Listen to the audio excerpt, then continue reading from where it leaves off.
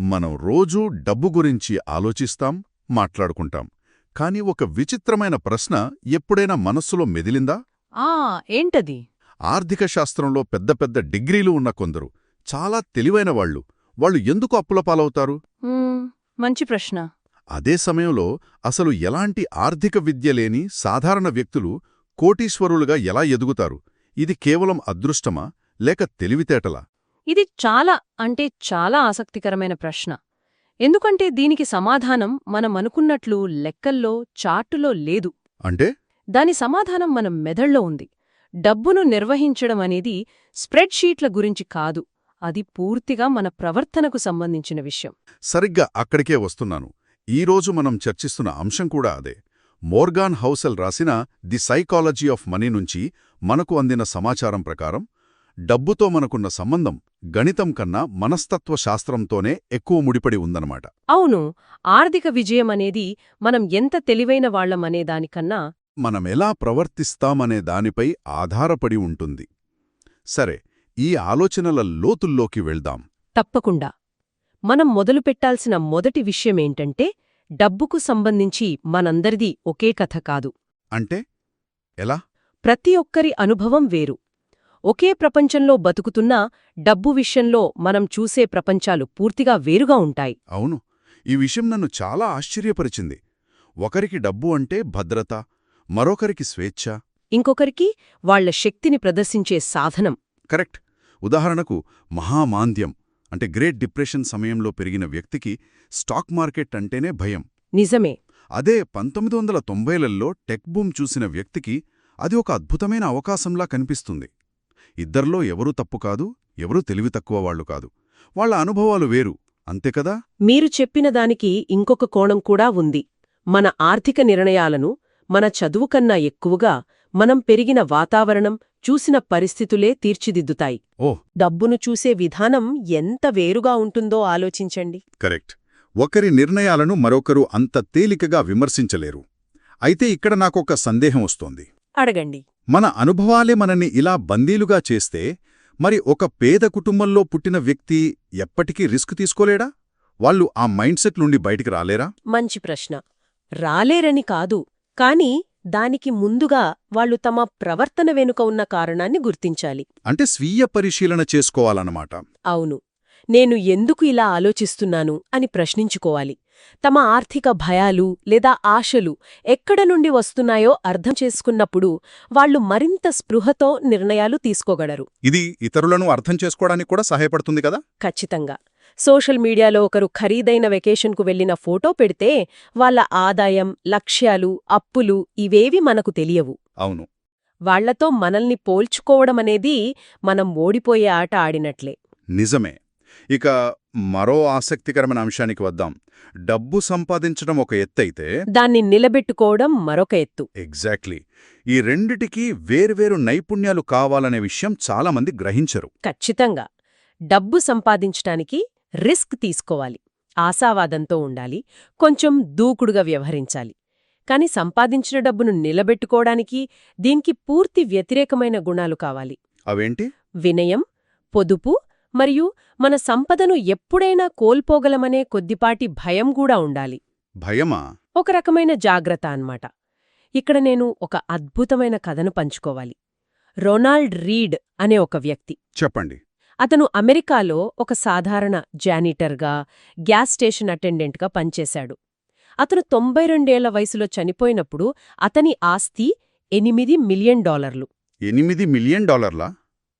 అంటే దాదాపు 65 కోట్లు. నమ్మశక్యంగా లేదు. ఒక జానిటర్ అంతెలా సంపాదించాడు? అతను చేసింది చాలా సింపుల్. తన సంపాదనలో కొంత భాగాన్ని నిలకడగా మంచి బ్లూ చిప్ స్టాక్స్లో పెట్టుబడిగా పెట్టాడు. దశాబ్దాల పాటు వాటిని అమ్మలేదు, అంతే. వావ్! అదే సమయంలో రిచర్డ్ ఫస్కోన్ అనే అతను హార్వార్డ్ చదివాడు, మెరిల్ లించ్లో ఉన్నత పదవిలో ఉన్న ఫైనాన్స్ ఎగ్జిక్యూటివ్. అతను విలాసవంతమైన జీవితం గడిపి భారీ అప్పులు చేసి 2008 ఆర్థిక సంక్షోభంలో దివాళా తీశాడు. Oh my God! ఒకవైపు ఎలాంటి విద్యలేని జానిటర్, మరోవైపు హార్వర్డ్ గ్రాడ్యుయేట్. ఈ కథ డబ్బు గురించిన మన ఆలోచనలనే మార్చేస్తోంది. అంటే తెలివి కన్నా ప్రవర్తనే ముఖ్యమని చెప్పడానికి ఇంతకంటే మంచి ఉదాహరణ ఉండదేమో. సంపాదించడం వేరు, దాన్ని నిలబెట్టుకోవడం వేరు అని చాలా స్పష్టంగా తెలుస్తోంది. అవును. ఆ నిలబెట్టుకోవడంలో అత్యంత ముఖ్యమైనది పొదుపు. పొదుపు అంటే ఆదాయం పెరిగాక మిగిలింది కాదు. మరి అది ఆదాయం నుండి ముందుగా తీసి పక్కన పెట్టేది. మన అహంకారానికి, మన ఆదాయానికి మధ్య ఉన్న గ్యాపే పొదుపు. అది పూర్తిగా మన నియంత్రణలో ఉంటుంది. అవును, స్టాక్ మార్కెట్ రిటర్న్స్ మన చేతిలో ఉండవు, కానీ మనం ఎంత పొదుపు చెయ్యాలనేది మన చేతిలోనే ఉంటుంది. కరెక్ట్. నాకు ఈ నోట్స్లో అత్యంత ఆశ్చర్యం కలిగించిన విషయం ఒకటుంది. ఏంటది? మనం సాధారణంగా ధనవంతులంటే ఖరీదైన కార్లు, పెద్ద ఇళ్ళు ఉన్నవాళ్ళని అనుకుంటాం. కానిక్కడ చెప్పేది దానికి పూర్తిగా వ్యతిరేకం. అసలైన సంపద బయట కనిపించదు అంటున్నారు. ఇది చాలామందికి జీర్ణం చేసుకోవడానికి కష్టంగా ఉంటుంది కదా. అవును. ఎందుకంటే మనం కంటికి కనిపించేదాన్నే నమ్ముతాం. ఒకరు ఫెరారీ కారు నడుపుతుంటే అతను చాలా ధనవంతుడు అనుకుంటాం. సహజమే. కానీ మనం చూస్తున్నది అతని సంపద కాదు, అతను ఖర్చు చేసిన డబ్బు. బహుశా ఆ కారు కోసం అతను తన సంపదలో కొంత భాగాన్ని తగ్గించుకొనుండొచ్చు. ఓ అలాగా. నిజమైన సంపద అనేది కనిపించనిది. అది బ్యాంక్ ఖాతాలలో, ఇన్వెస్ట్మెంట్ పోర్ట్ఫోలియోలలో ఉంటుంది. అది మనకు భవిష్యత్తులో స్వేచ్ఛను, అవకాశాలను ఇస్తుంది. అంటే డబ్బును ఖర్చుపెట్టి మన దగ్గర ఎంత డబ్బుందో చూపించడం అనేది డబ్బును తగ్గించుకోవడానికి సులువైన మార్గం అన్నమాట. చాలా శక్తివంతమైన ఆలోచన. అవును. అయితే మీరు సంపదను నిలబెట్టుకోవడం గురించి చెప్పారు కదా, ఆ ప్రయాణంలో మన నియంత్రణలో లేని అంశాలు కూడా ఉంటాయి. అవే అదృష్టం మరియు రిస్క్. అవును. మనం వీటిని ఎలా అర్థం చేసుకోవాలి? ఇది చాలా క్లిష్టమైన అంశం. ఎందుకంటే విజయం సాధించిన ప్రతి ఒక్కరూ తమ విజయం వెనుక ఉన్నది కేవలం తమ కష్టం, తెలివి మాత్రమే అన్నమ్ముతారు. అలాగే విఫలమైన వారు తమ వైఫల్యానికి దురదృష్టాన్ని నిందిస్తారు. సరిగ్గా. నిజం ఈ రెండిటి మధ్యలో ఉంటుంది. ఉదాహరణకు బిల్గేట్స్ గురించి ఆలోచిద్దాం. ఆయన ఒక మేధావి, అందులో సందేహం లేదు. కాని ఆయన యుక్త వయస్సులో ఉన్నప్పుడు ప్రపంచంలోనే కంప్యూటర్ ఉన్న అతి కొద్ది హైస్కూళ్లలో ఒకదానికి వెళ్లే అవకాశం దొరికింది. అది నిజంగా అదృష్టమే. 100% అదృష్టం. ఆయన నైపుణ్యం గొప్పదే, కాని ఆ అదృష్టం లేకపోతే మైక్రోసాఫ్ట్ ఉండేది కాదేమో. సరిగ్గా అదే. అలాగే రిస్కు కూడా. మనం ఎవరి విజయాన్నో చూసి గుడ్డిగా వాళ్లను అనుకరించకూడదు. ఎందుకంటే వాళ్లు ఎదుర్కొన్న రిస్కులు మనకు తెలియవు. వాళ్లకు కలిసొచ్చిన అదృష్టం మనకు ఉండకపోవచ్చు. దీని నుండి మనం నేర్చుకోవలసింది ఏమిటి? ఇతరుల విజయాన్ని, వైఫల్యాన్ని త్వరగా అంచనా వెయ్యకూడదు.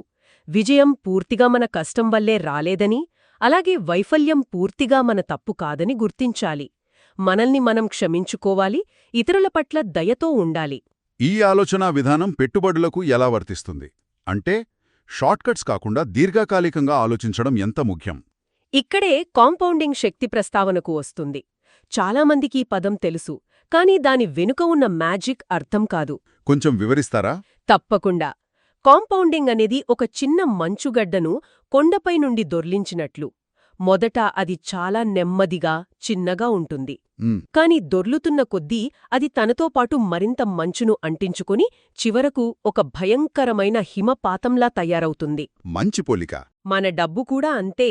మొదటి 5 ఏళ్ళు, 10 ఏళ్ళు పెద్దగా మార్పు కనిపించకపోవచ్చు. కానీ 20-30 ఏళ్లలో దాని ప్రభావం ఊహ కందదు. వారెన్ బఫెట్ సంపదలో 95% పైగా ఆయనకు 65 ఏళ్లు దాటిన తర్వాతే వచ్చింది. అవునా? ఆయన గొప్ప ఇన్వెస్టర్ మాత్రమే కాదు, ఆయన 75 ఏళ్లకు పైగా ఇన్వెస్ట్ చేస్తూనే ఉన్నాడు. అంటే అసలైన మ్యాజిక్ అధిక రాబడిలో లేదు, ఎక్కువ కాలం ఓపికగా ఉండటంలో ఉంది. కాని మనకంతా ఓపిక ఉండదు కదా, త్వరగా ఫలితాలు కావాలి. అదే అతిపెద్ద పొరపాటు. ఆ తొందరపాటులోనే మనం తప్పుడు నిర్ణయాలు తీసుకుంటాం, కాంపౌండింగ్కు అంతరాయం కలిగిస్తాం. ఓపికే మన రహస్య ఆయుధం. ఇవన్నీ విన్న తర్వాత అసలు మనం ఇంత కష్టపడి డబ్బు ఎందుకు సంపాదిస్తున్నామనే ప్రాథమిక ప్రశ్నకొస్తున్నాను. చెప్పండి. పెద్ద ఇల్లు, ఖరీదైన కారు కోసమా, లేక మరేడైనా ఉందా? ఈ పుస్తకంలోని అత్యంత ముఖ్యమైన సందేశం ఇదే అని నేననుకుంటున్నాను. డబ్బు మనకు అందించే అతిపెద్ద ప్రయోజనం వస్తువులు కాదు. మరేంటి? అదే స్వేచ్ఛ. మన సమయంపై మనకు నియంత్రణ ఉండటం. ఈరోజు నేను నాకు నచ్చిన పని, నాకు నచ్చిన వారితో, నాకు నచ్చినంతసేపు చెయ్యగలను అని చెప్పుకోగలగడమే నిజమైన సంపద. వావ్! అదే డబ్బు మనకు ఇవ్వగల అత్యున్నత డివిడెండ్. మన సమయంపై నియంత్రణ, ఇది చాలా లోతైన విషయం. ఆ స్వేచ్ఛను మనం ఎలా కాపాడుకోవాలి? ఎందుకంటే జీవితం ఎప్పుడూ మనం ఊహించినట్లు సాగదు కదా. సాగదు. అందుకే మనం ఊహించని సంఘటనలకు సిద్ధంగా ఉండాలి.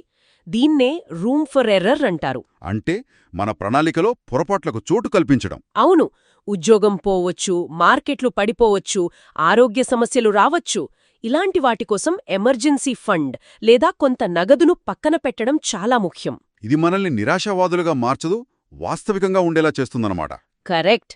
ఇలాంటి రక్షణ కవచం ఉన్నప్పుడు మనం మార్కెట్ పడినప్పుడు భయంతో మన పెట్టుబడులను అమ్ముకోకుండా ఉంటాం. మనం ఆటలో చివరి వరకు నిలబడగలుగుతాం. అంటే పొదుపు చేయడం కేవలం భవిష్యత్తు ఖర్చుల కోసం కాదు, ఊహించని ఆటూపోట్లను తట్టుకుని మన దీర్ఘకాలిక లక్ష్యాలకు భంగం కలగకుండా చూసుకోవడానికి కూడా. ఎగ్జాక్ట్లీ. ఇక చివరిగా డబ్బు విషయంలో మన భావోద్వేగాలను నియంత్రించుకోవడం గురించి మాట్లాడుకుందాం. ఇది అన్నింటికన్నా కష్టమైనదనిపిస్తోంది నాకు. ఖచ్చితంగా. ఆర్థిక విజయమనేది మన ఐక్యూ అంటే మన తెలివితేటల మీద కన్నా మన ఎమోషనల్ కంట్రోల్ మీద ఎక్కువగా ఆధారపడి ఉంటుంది. అంటే మార్కెట్ పెరుగుతున్నప్పుడు దురాశకు పోకుండా, పడిపోతున్నప్పుడు భయపడకుండా ఉండగలగడమే అసలైన నైపుణ్యం. నిర్ణయాలు తీసుకునేటప్పుడు ప్రశాంతంగా ఉండటం, మన లక్ష్యాలను గుర్తుంచుకోవటం, అనవసరమైన రిస్కులకు దూరంగా ఉండటం ఇవే మనల్ని కాపాడతాయి. ఆర్థికంగా విజయం సాధించిన వారు మేధావులు కాకపోవచ్చు, కాని వారు చాలా సహనంగా ఉంటారు. కాబట్టి ఈ రోజు మన చర్చ మొత్తాన్ని ఒక్కసారి సమీక్షిస్తే డబ్బుతో మనకున్న సంబంధం పూర్తిగా వ్యక్తిగతమైనది. మన అనుభవాలే మన ఆర్థిక ప్రపంచాన్ని నిర్మిస్తాయి. అవును, సంపద అనేది ప్రదర్శన కాదు, అది కనిపించని క్రమశిక్షణ. పొదుపు చేయడం, దీర్ఘకాలికంగా ఓపికతో పెట్టుబడులు పెట్టడం మరియు మన భావోద్వేగాలను అదుపులో ఉంచుకోవడం విజయానికి కీలకం. అన్నింటికన్నా ముఖ్యంగా డబ్బు మనకు కొనిచ్చే అసలైన విలాసం వస్తువులు కాదు, మన సమయంపై మనకున్న స్వేచ్ఛ. అవును. ఈ చర్చను ముగించే ముందు వినేవారి కోసం ఒక ఆలోచనను వదిలివెళ్దాం.